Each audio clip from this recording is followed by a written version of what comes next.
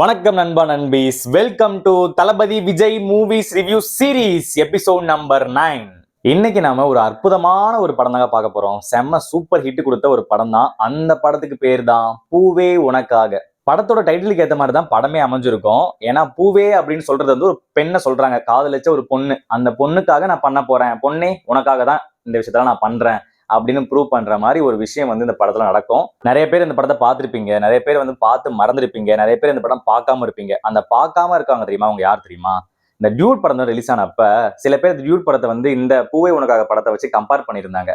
அப்போ ஒரு கமெண்ட் செக்ஷன்ல போய் பார்க்கறப்ப நிறைய பேர், ப்ரோ இந்த படம் என்னது, விஜய் நடிச்சிருக்காருல்ல, இந்த படம் பேர் என்ன அப்படின்னு நிறைய பேர் கேட்டிருந்தாங்க. என்னடா இந்த படம் உங்களுக்கு தெரியலையா அப்படின்னு சொல்லிட்டு எனக்கு தோணுச்சு. அதுக்கப்புறம் தான் நான் இந்த சரி ஓகே தளபதியோட படம் ஃபுல்லா பார்ப்போம், விஜயோட மூவிஸ் எல்லாமே பார்த்து ரிவ்யூ பண்ணலாம்னு சொல்லிட்டு ஒரு பிளான் வந்துச்சு. ஸோ அந்த முக்கியமான படம் இந்த படம் தான். கதை ரொம்ப சிம்பிள் தாங்க. ராஜா அவர் வந்து ஒரு யாருமே இல்லாத ஒரு அனாதை பையன், ஃப்ரெண்டோட ஒரு ரூம்ல வந்து தங்கி வாடகை கொடுத்து வாழ்ந்துட்டு இருக்காங்க. ஹீரோயினுக்கு வந்து ஒரு பாட்டு மூலியமா வந்து ஒரு ஹெல்ப் பண்றாரு விஜய், அவருக்கு தெரியாமையே. அந்த ஹெல்ப்புக்கு ஹீரோயினையும் ஒரு ஹெல்ப் பண்றாங்க, வாடகை கொடுக்கறதுக்கும் டிகிரி சர்டிபிகேட்டை வாங்கி தரதுக்கும் ஹெல்ப் பண்றாங்க. இப்படி ரெண்டு பேத்துக்கும் பழக்கம் ஏற்பட்டு ஃப்ரெண்ட்ஸா மாறுறாங்க.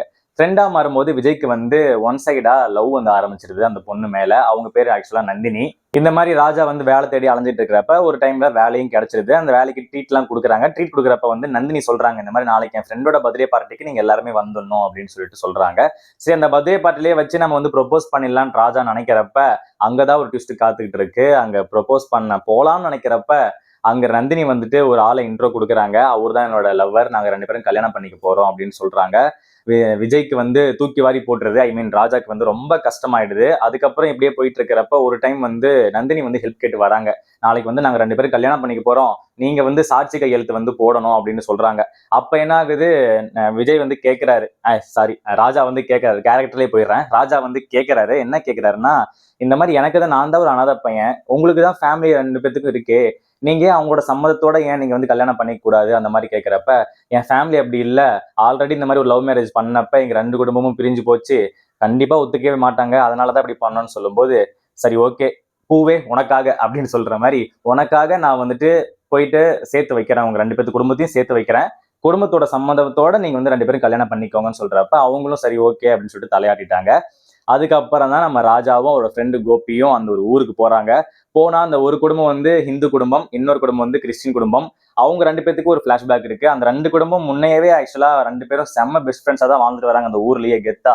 ஆனா என்ன ஆயிடுது, இந்த குடும்பத்துல இருந்து ஒரு பொண்ணும் இந்த குடும்பத்துல இருந்து ஒரு பையனும் ரெண்டு பேரும் சேர்ந்து லவ் பண்ணதால, எப்படா நீ வந்துட்டு வேற ஒரு மத பொண்ணை லவ் பண்ணணும்னு சொல்லி ரெண்டு பெஸ்ட் ஃப்ரெண்டா இருந்தவங்க வந்து காலங்காலமா பெஸ்ட் ஃப்ரெண்டா இருந்தவங்க வந்து பிரிஞ்சிடுறாங்க. ஸோ அந்த ரெண்டு பேரை வந்து ஊரை விட்டு ஓடி போயிடுறாங்க. அந்த ரெண்டு பொண்ணும் பையனும் ஊரை விட்டு ஓடி போயிடுறாங்க. அந்த பேர்ல தான் அவங்க ரெண்டு பேர் போனாங்கல்ல, அவங்களோட பையங்கிற பேர்ல தான் இந்த ஊருக்கு வந்து விஜய் வராரு. நான் வந்து உங்களோட பேரன் தான், உங்களோட பேரன் தான் அப்படின்னு சொல்லி ரெண்டு பேர்த்தையும் ரெண்டு குடும்பத்தையும் சேர்த்து வைக்கிறதுக்கு திட்டம் போட்டுட்டு இருக்காங்க. இந்த டைம்ல தான் ட்விஸ்ட் என்ன ஆயிடுதுன்னா, அந்த ரெண்டு பேரும் ஓடி போனாங்களா, அவங்க பேர் ஜானகி ராபர்ட், அவங்களோட பையனா சொல்லிட்டு தான் ராஜா வந்திருக்காரு.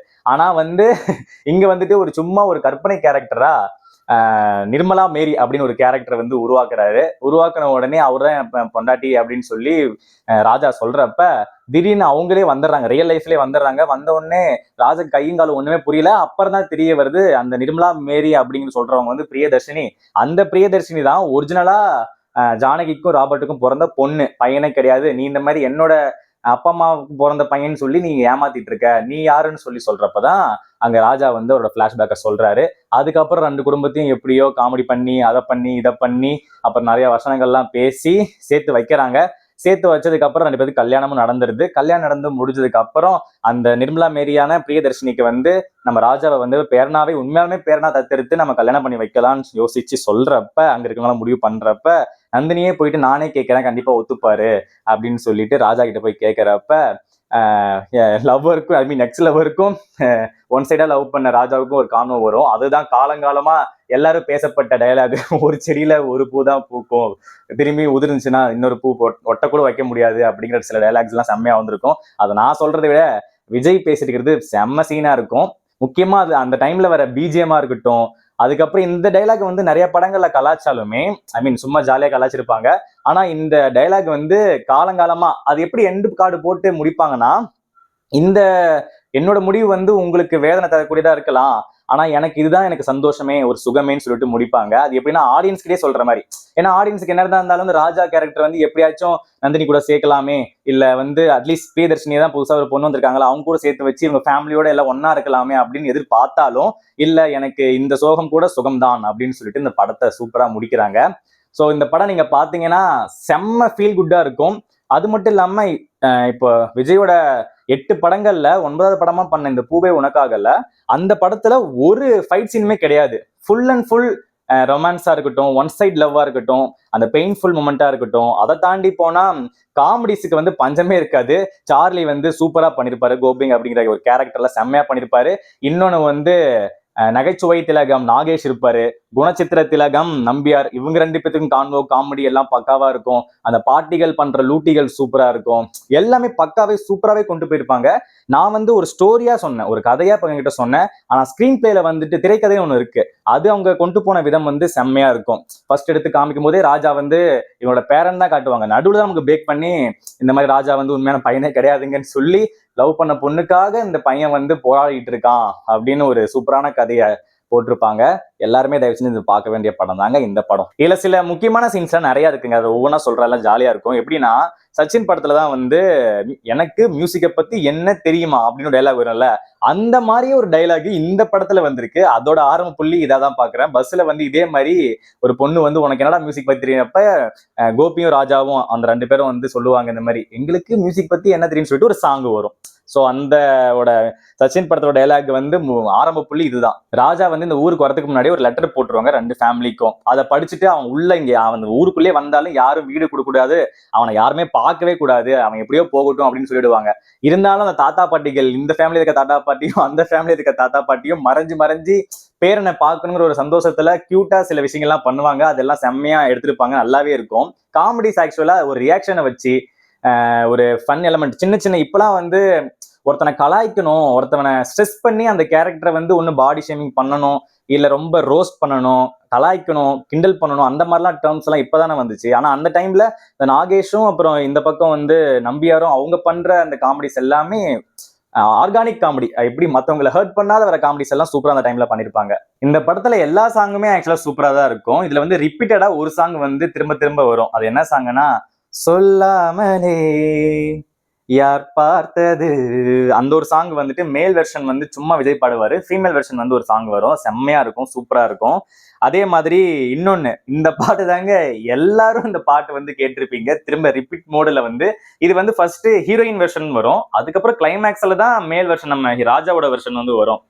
எப்படின்னா இந்த பாட்டுங்க, ஆனந்தம் ஆனந்தம் பாடும் மனமாசை ஊஞ்சலில் ஆடும், அந்த சாங் வரும். அந்த ஒரு ஃபேவரட் லைன்ஸ் இருக்கு, அந்த லிரிக்ஸ் ஒன்று இருக்கு, மனதில் நின்ற காதலியே மனைவியாக வரும்போது சோகம் கூட சுகமாகும், வாழ்க்கை இன்பம் வரமாகும் அப்படின்னு ஒரு லிரிக்ஸை போட்டிருப்பாங்க.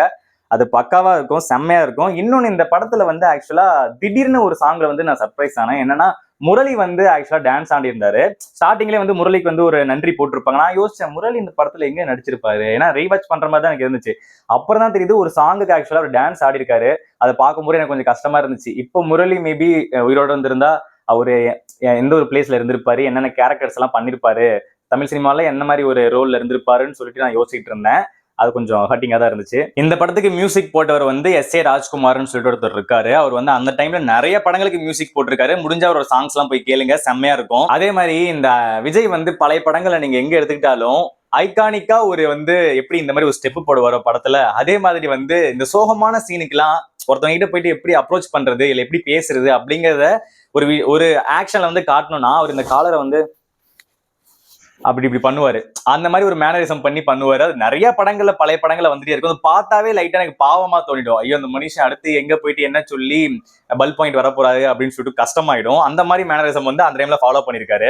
அந்த டைம்ல மட்டும் இல்ல, இப்போ வர படங்கள்லயுமே அங்கங்க இந்த சோகமான சீன்ஸ்க்குலாம் அந்த சீன் இருக்கு. நீங்க நோட் பண்ணீங்கன்னா தெரிஞ்சிருக்கும். அந்த டைம்ல நீங்க எந்த படம் எடுத்துக்கிட்டாலும் இந்த லவ்வுக்கு எதிர்ப்பு தெரிவிக்கிறவங்க இல்ல அடுத்த பொண்ணு வீட்டு ஃபேமிலி சைடுல எல்லாம் ஏதாச்சும் பிரச்சனைனா டக்குன்னு செவுத்துல அந்த சிவனாண்டி மாட்டி வச்சிருப்பாருல ஒரு துப்பாக்கி, அந்த மாதிரி எடுத்து எடுத்து சுட போயிடுவாங்க. அந்த டைம்ல யாரு லைசன்ஸ் கொடுத்தா எதுக்கு அந்த கன் அவ்வளவு யூஸ் பண்ணிருக்காங்க? கன் கல்ச்சரை ஆக்சுவலா வீட்டுக்கு வீட்டு இந்த வேட்டையாடுறதுக்குலாம் அந்த டைம் வச்சிருப்பாங்க போல. சோ அதனாலதான் அந்த படங்கள்ல வந்து யாரை பார்த்தாலும் ஒண்ணு அந்த பெரிய துப்பாக்கி எடுத்துட்டு போறது, இல்லைன்னா அந்த குட்டி துப்பாக்கி இருக்கும்ல அந்த கருப்பு கலர்ல ஒண்ணு, அதை ஒண்ணு தூக்கிட்டு சுட போறது. இந்த மாதிரி இந்த கன்னு மட்டும் எடுக்கிறது எல்லா ஊர்லயும் ஒண்ணு இந்த டிராவத்தை வந்து இருப்பாங்க, எல்லாம் செவுத்துல மாட்டி வச்சு அந்த பெரிய கன் எடுப்பாங்க. இந்த மாதிரி ஏகப்பட்ட சீன் வந்து பழைய படத்துல வச்சுட்டே இருக்காங்க. சோ ரொம்ப ஒரு ஃபீல் குட்டான மூவி. எனக்கு காமெடி வேணும், எனக்கு ஆக்ஷன்லாம் சுத்தமா வேணாம், ஒரு லவ் வந்து சொல்லணும், ஃபேமிலி எல்லாம் சேர்ந்து ஜாலியா பார்க்கணும் அப்படின்னு சொல்லிட்டு அந்த காலத்துல ஆசைப்பட்டவங்களுக்கு எல்லாமே இந்த படம் ஒரு ட்ரீட்டா தான் அமைஞ்சிருக்கும். நீங்களும் மேபி இந்த படம் பார்க்கணும்னு நினைச்சீங்கன்னா யூடியூப்ல அவைலபிளா இருக்கு. இன்னொன்னு இந்த படத்துல இருந்து நான் சொல்ல வர கருத்து என்னன்னா, இந்த படத்துல ஆக்சுவலாவே விஜய்க்கு வந்து ஐ மீன் அந்த ராஜா கேரக்டர் இருக்காங்கல்ல, அவங்களுக்கு வந்து முன்னாடியே அந்த பொண்ணு வந்து யாராச்சும் அந்த ஒரு பையனை லவ் பண்றான் அப்படின்னு தெரிஞ்சிருந்தா இவ்வளவு பெரிய விஷயம் நடந்திருக்காது. நாமெல்லாம் அந்த டைம்லயோ இல்ல இந்த டைம்ல எப்பயுமே இது ஒரு விஷயம் இருக்கு. ஒரு பொண்ணு வந்து நம்ம கிட்ட நல்லா பழகி பேசிட்டாவே டக்குன்னு நமக்கு அவங்களுக்கு மேல ஒரு இன்ட்ரெஸ்ட் வந்து லவ் வந்து போய் ப்ரொபோஸ் பண்ணிடுறோம். அதுக்கப்புறம் அவங்க வந்து நம்மளை பிடிக்காது, நான் ஃப்ரெண்டா தான் பார்த்தேன், அண்ணனா பார்த்தேன், தம்பியா பார்த்தேன், இல்ல எனக்கு ஆல்ரெடி ஆள் இருக்கு, இல்ல எனக்கு கல்யாணமே ஆச்சு அப்படின்னு சொல்றது எல்லாமே நமக்கு ரொம்ப ஹர்ட்டிங்கா அந்த மாதிரி நிறைய விஷயம் இருக்கும். அப்புறம் தான் இந்த சில பிரச்சனைல லவ் பண்ணி ஆகணும், இல்லைன்னா ஆசிட் அடிச்சிருவேன், அதை அடிச்சிருவேன், இதை அடிச்சிருவேன்னு சொல்லி மிரட்டதா இருக்கட்டும், இல்ல சூசைட் பண்ணிதான் இருக்கட்டும், தண்ணி அடிக்கிறது, தாடி வளர்க்கறது, அந்த மாதிரிலாம் போயிட்டு இருப்பாங்க. சோ நாம ஒரு என்ன சொல்ல வரேன்னா, பொண்ணா இருக்கட்டும் பையனா இருக்கட்டும், எடுத்த உடனே அவங்க மேல இன்ட்ரெஸ்ட் அந்த அஃபெக்ஷன் அதெல்லாம் வரதெல்லாம் உண்மைதான். ஆனா அதுக்கு முன்னாடி அவங்களோட ஸ்டேஜ் என்ன, ஐ மீன் ஸ்டேட்டஸ் என்ன, சிங்கிளா தான் இருக்காங்களா, இல்ல வந்து கமிட்டட் ஆயிட்டாங்களா, இல்ல அவங்களுக்கு லவ்ல இன்ட்ரெஸ்ட் இருக்கா இல்லையா, எல்லாம் தெரிஞ்சுக்கிட்டு அதுக்கப்புறம் பண்றதுதான் ஆக்சுவலா நியாயமா படுது. உடனே வந்து அது எப்படா நீ வந்து எல்லா லிஸ்டையும் எடுத்து வச்சுட்டு நீ பண்றதுக்கு பேர் என்ன லவ்வா, அதெல்லாம் பார்த்த உடனே வருது அப்படின்னு சொல்றதெல்லாம் சும்மாதாங்க. பார்த்த உடனே வருதுன்னா அது ஒரு அட்ராக்ஷன் மட்டும் தான் வரும்.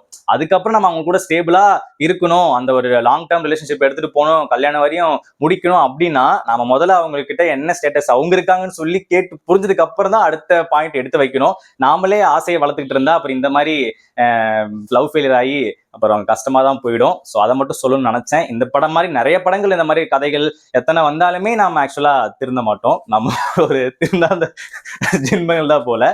ஸோ இந்த படம் வந்து நல்லாவே இருந்துச்சு, சூப்பரா இருந்துச்சு. ஒரு 8 படத்துக்கு அப்புறம் ஒரு சூப்பரான ஒரு ஹிட் படமா அந்த பூவே உனக்காக வந்து விஜய்க்கு வந்து அந்த டைம்ல அமைஞ்சிருக்கு. இப்பயுமே இந்த படம் பாக்குறவங்களுக்கு நல்ல ஃபீல் குட்டான மூவியா தான் இருக்கும்.